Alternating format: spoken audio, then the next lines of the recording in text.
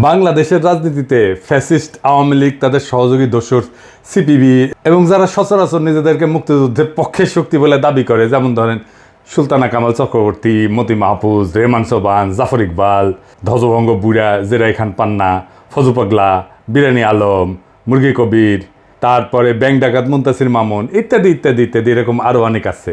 এদের চেতনা ব্যবসার একটা মূল উপাদান বা বয়ান হইতেছে 1971 সালে পাকিস্তানি আর্মি 9 মাসে, মানে মার্চ থেকে ডিসেম্বর পর্যন্ত বাংলাদেশে একটা জেনোসাইড বা গণহত্যা করেছে এবং সেই জেনোসাইডে 30 লক্ষ মানুষ শহীদ হয়েছে। আর পূর্ব পাকিস্তানের তৎকালীন 7.5 কোটি জনসংখ্যার মধ্যে নাকি 1 কোটি মানুষ ঘর বাড়ি ছাইরা ভারতে আশ্রয় নিয়েছিল। এই দুইটা ছাড়াও আরও আছে, 2 লক্ষ মা বোনকে নাকি ধর্ষণ করেছিল পাক বাহিনী আর তার দোসরেরা। এবং এই সমস্ত অত্যাচার নির্যাতনের পরিণামে ভারত মানবিক কারণে আগায় এসে তৎকালীন পূর্ব পাকিস্তানে সামরিক অভিযান চালায়, পাকিস্তানি সেনাবাহিনীকে পরাজিত কইরা আমাদের মুক্ত স্বাধীন কইরা দেয়। এর ফলে আমাদেরকে ভারত মাতার প্রতি চিরকৃতজ্ঞ থাকতে হবে।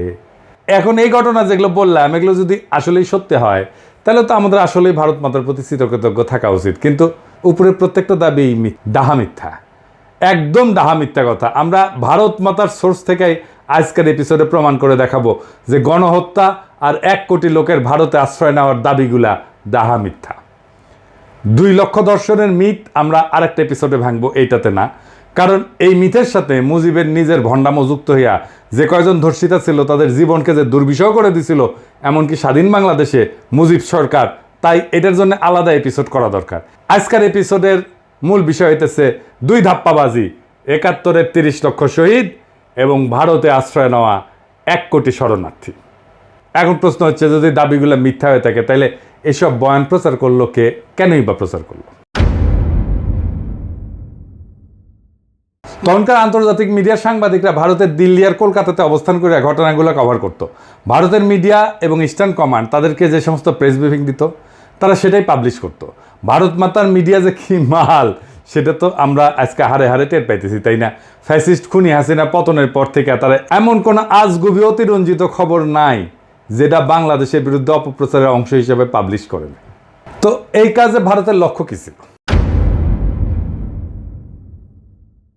ভারতের লক্ষ্যই ছিল এই উপমহাদেশের মুসলমানদের মধ্যে যাতে কোনো মতে একটা ইউনিটি বা একতার বোধ না থাকে। এখানে একটা ব্যাপার খেয়াল করলে দেখবেন যে ভারত মাতা উপমহাদেশের যে ডাইভার্স বহুভাষী হিন্দুদের এক রাষ্ট্রে বসবাস করার মধ্যে কোনো গরমিল লক্ষ্য করে না।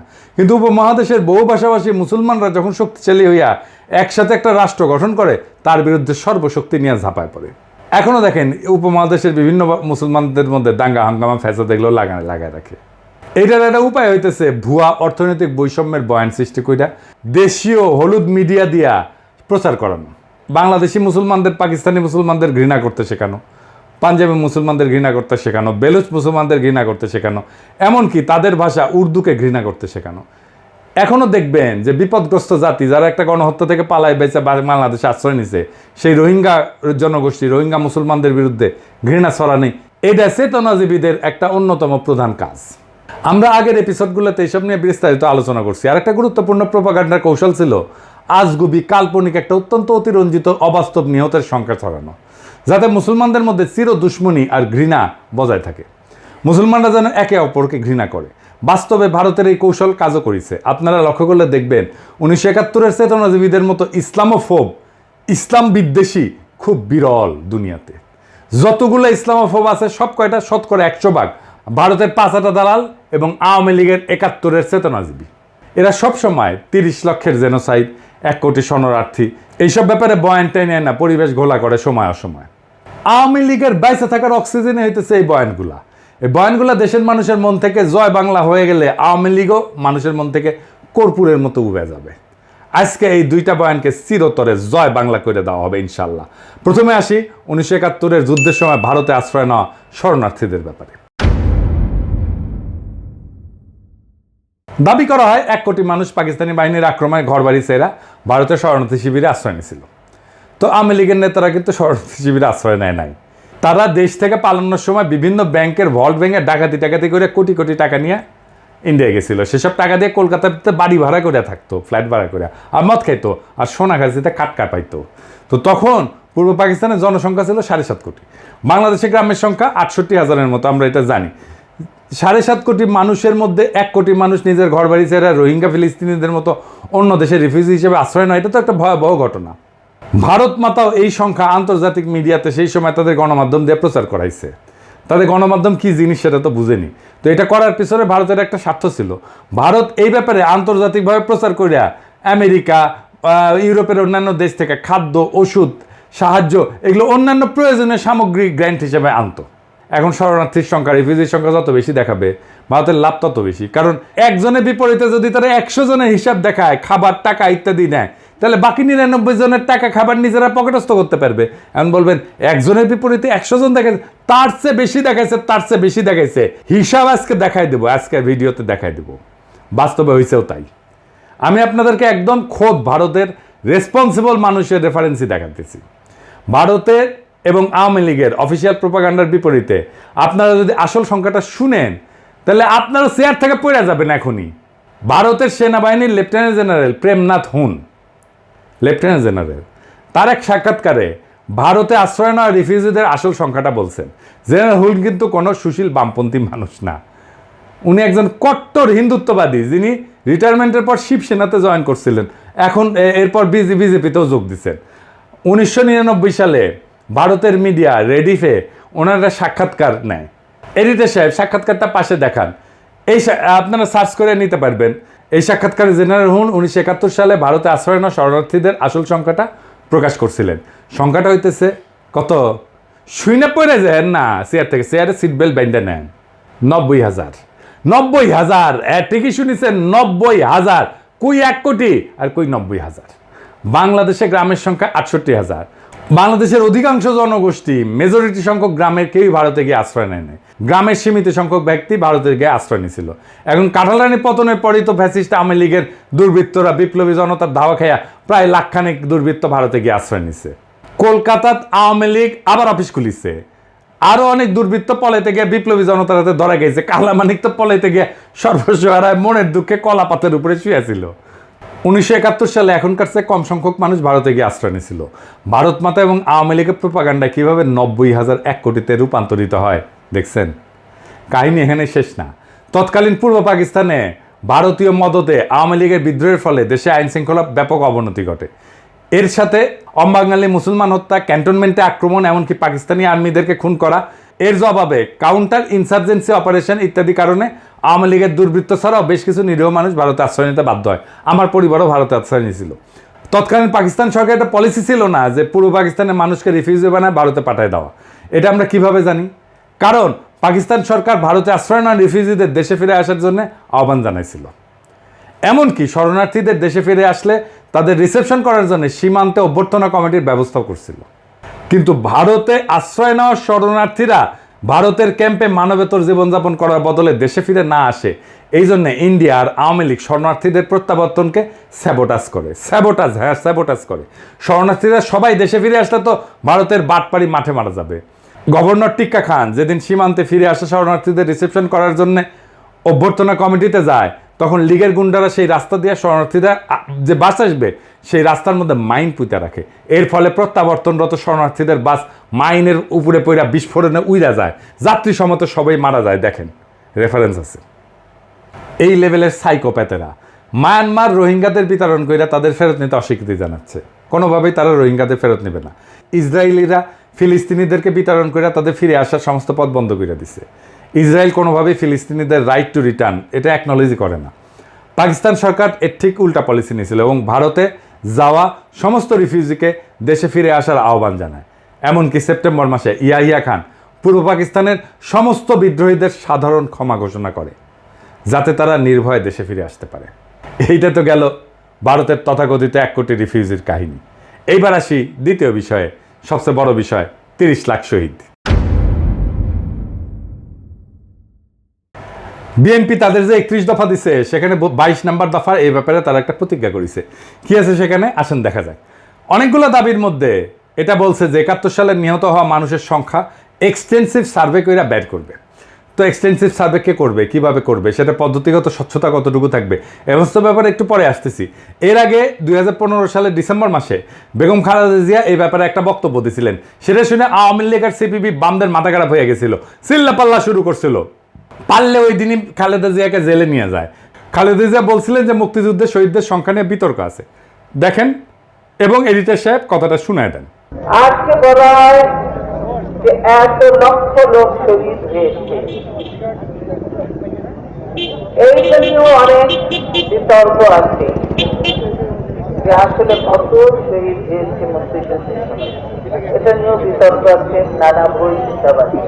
এখনো অনেকেই বলে, এমনকি যারা আওয়ামী লীগ বিরোধী তারাও বলে যে 71 সালে মুক্তিযুদ্ধ শেষে সোহরাওয়ার্দীর বডিগার্ড যখন 10ই জানুয়ারি 9 মাস পশ্চিম পাকিস্তান থেকে বাংলাদেশে ফিরে আসে, তখন সে এক বিদেশি সাংবাদিককে নিহতের সংখ্যা 3 লাখ বলতে গিয়ে ইংরেজিতে ভুলে 3 মিলিয়ন বলে। এরপর একবার বলে ফেলার পর সেটা বারবার রিপিট করতে করতে আন্তর্জাতিক মিডিয়াও আনক্রিটিক্যালি কোনো যাচাই বাছাই ছাড়াই সেই সংখ্যা বিভিন্ন জায়গায় কপি পেস্ট করে প্রিন্ট করে প্রচার করতে থাকে।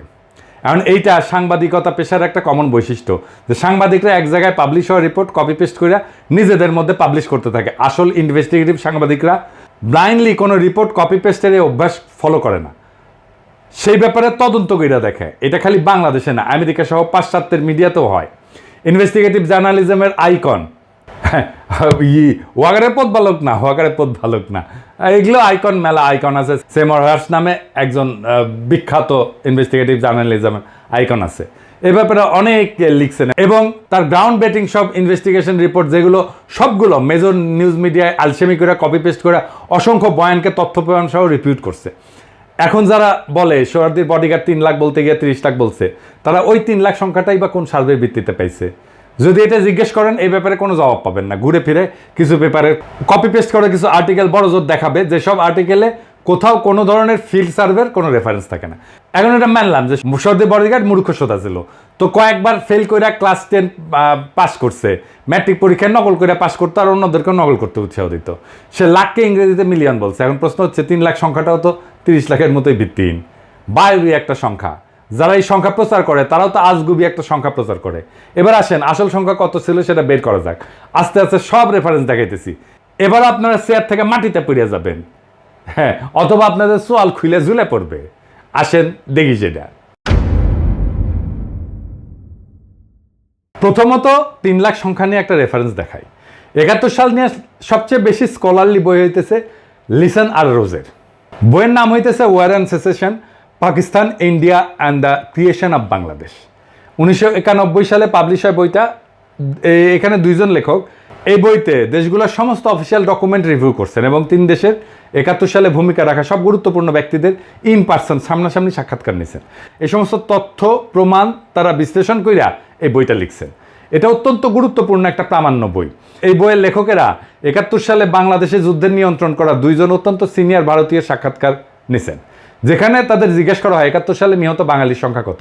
একজন ভারতীয় উত্তর দেয় 3 লাখ, কারণ সে টের পাইছিল এই ঘাঘু লেখকদের কাছে 30 লাখের মতো অবাস্তব হাস্যকর একটা সংখ্যা বেচা যাবে না।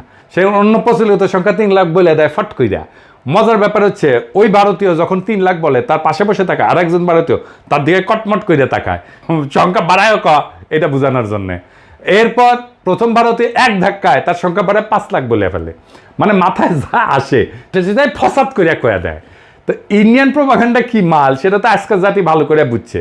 মেন স্ট্রিম মিডিয়াগুলো পর্যন্ত একটা ঘটনার ছবি আর একটা ঘটনার ছবিগুলো চালায় দেয়। এইখানে লেখক 2 জন সে ঘটনার বিবরণ লিখছেন এবং মতামত দিচ্ছেন, এবং হতাহতের সংখ্যা যাই হোক এর মধ্যে অনেক প্রশ্ন আছে, যেমন কতজন যুদ্ধ করতে গিয়ে মারা গেছে, কতজন বিহারি ছিল, অবাঙালি মুসলমান ছিল, এর মধ্যে কতজন পাকিস্তানি বাহিনীর হাতে, কতজন ভারতীয় বাহিনীর হাতে, কতজন মুক্তি বাহিনীর হাতে মারা গেছে, বা পাকিস্তানি বাহিনীর কতজন মারা গেছে, রাজাকার কতজন মারা গেছে। এইবার আসি ইনভেস্টিগেটিভ ফিল্ড সার্ভে নিয়ে।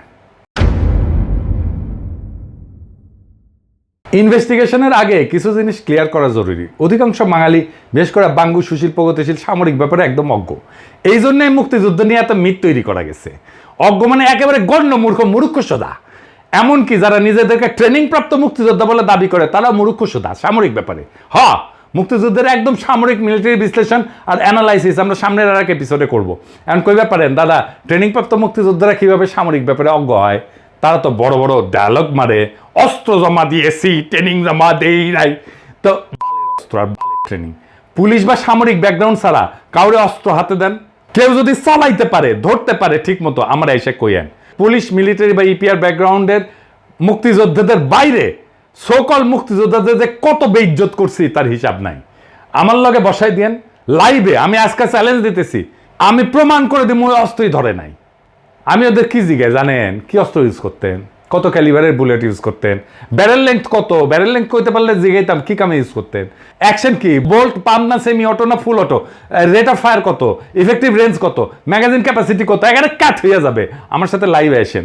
কোন মুক্তিযোদ্ধা বেড়া আছেন আমার সাথে লাইভে আসেন। বাংলাদেশের সব টিভি চ্যানেলকে বললাম আমার লাইভ প্রচার করবেন। কোন মুক্তিযোদ্ধা যার যে পুলিশ না, ইপিআর না, যে মিলিটারির ব্যাকগ্রাউন্ড নাই, যে সাধারণ মানুষ মুক্তিযুদ্ধ ট্রেনিং করে অস্ত্র জমা দেই নাই কইছে, ওরে নিয়ে আসেন আমার সামনে বসে দেন। অস্ত্র ধরে নাই ওটা আমি প্রমাণ করে দেবো। ইন্ডিয়া যাদেরকে কি ট্রেনিং দিছিল সেটা আমি ইন্ডিয়ান জেনারেলদের বই থেকে রেফারেন্স দিয়ে দেখাইতেছি। ইস্টার্ন কমান্ডের chief of staff general Jacob তার বইতে কি লিখছে দেখেন।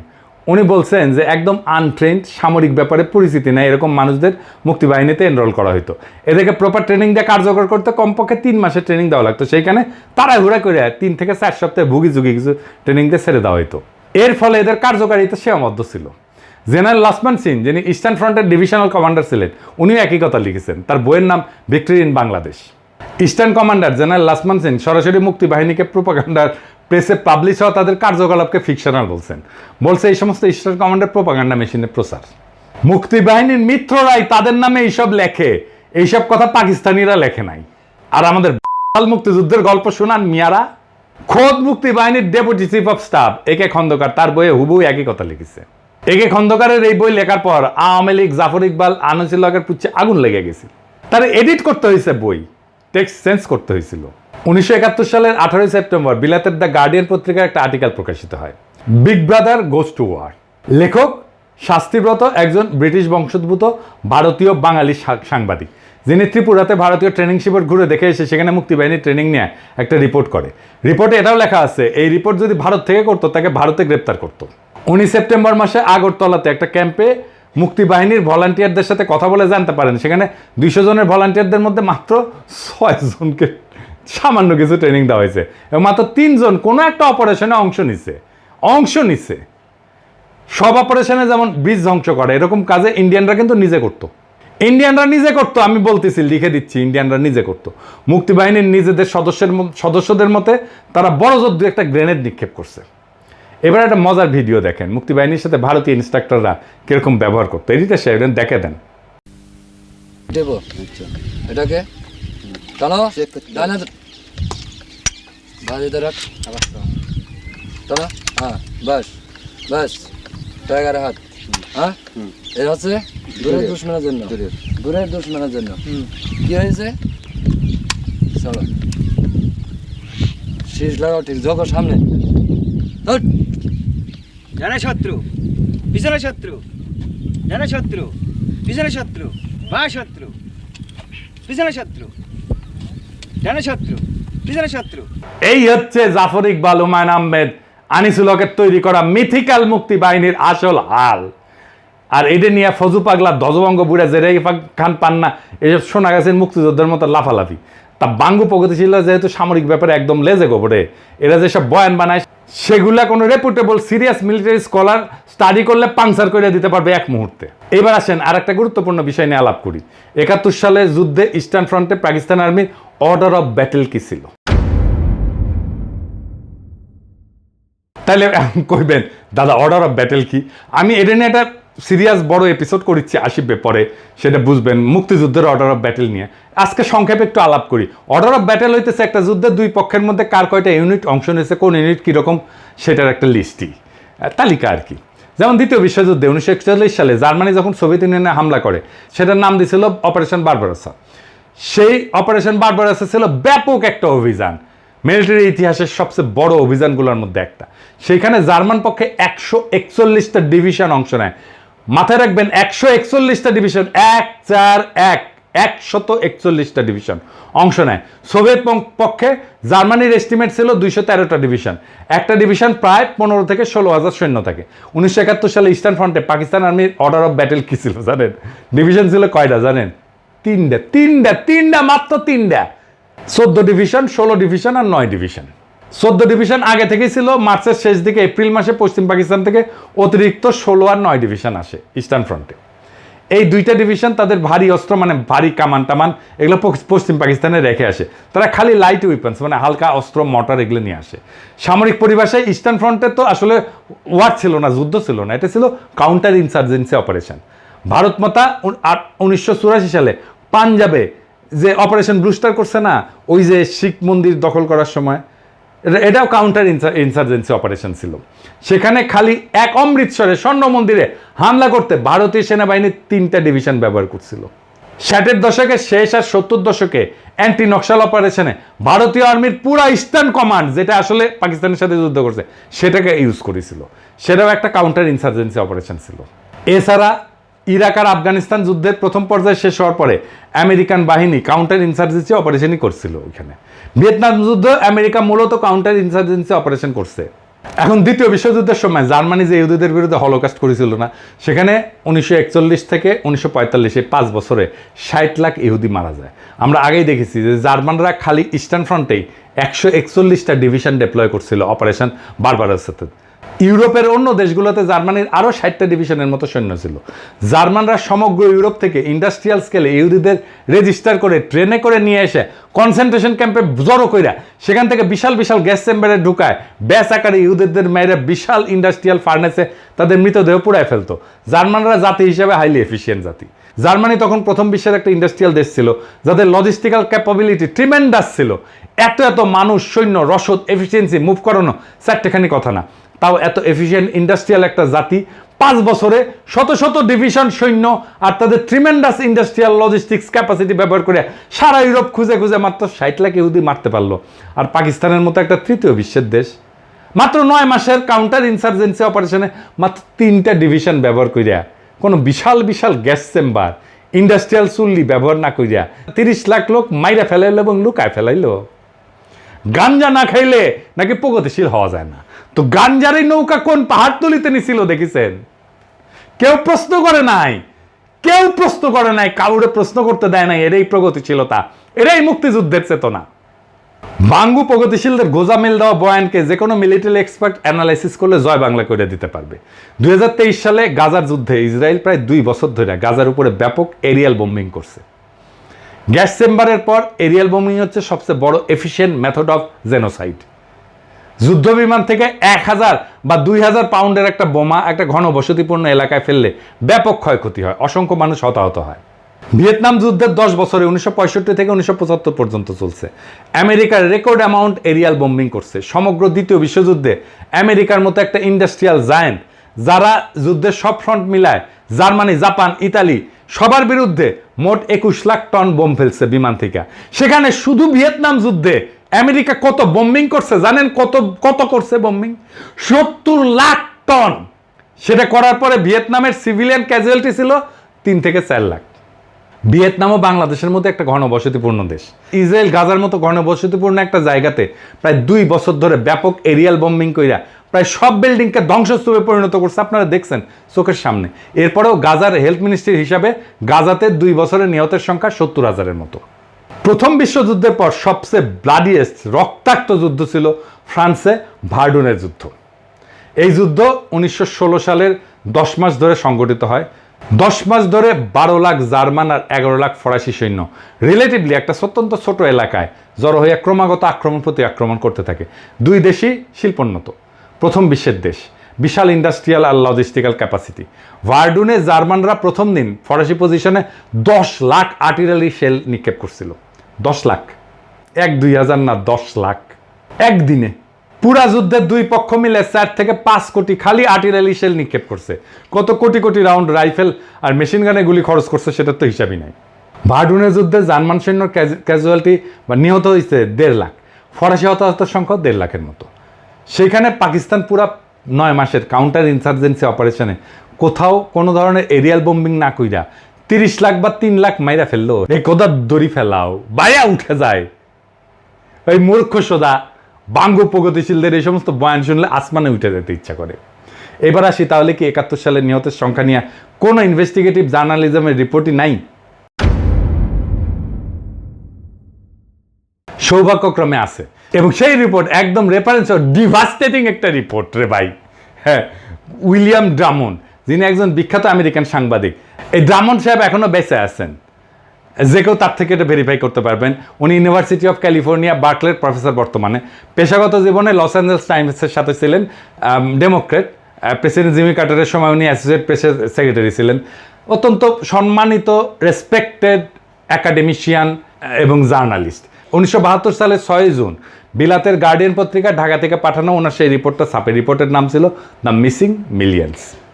ড্রামন্ড যুদ্ধের পর বাংলাদেশের গ্রাম পর্যায়ে অসংখ্যবার ভ্রমণ কইরা গ্রামের মানুষজনের সাথে এই ব্যাপারে কথা বলেন। এছাড়া সরকারি বিভিন্ন মানুষের সাথেও ব্যক্তিগতভাবে কথা বলেন। উনি লিখছেন ইংরেজিতে, মাই judgement based on numerous trips around Bangladesh and extensive discussion with many people at the village level as well as in the government is that 3 million death figure is an exaggeration so gross as to be absurd. তার মানে উনি বলতেছেন যে আমি বিভিন্ন সরকারি লোক এবং গ্রামের লোকদের সাথে আলাপ সালাপ কইরা যেটা বুঝতে পারছি যে এই 30 লক্ষ নিহতের সংখ্যা এত বেশি বাড়ায় বলা যেটা এটা অসম্ভব এবং ভুয়া একটা সংখ্যা।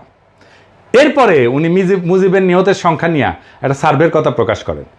মুজিব 72 সালে দেশে এসে 30 লাখ নিহত বলার পর একটা সরকারি উদ্যোগ নিয়েছিলেন নিহতদের আসল সংখ্যা বের করা।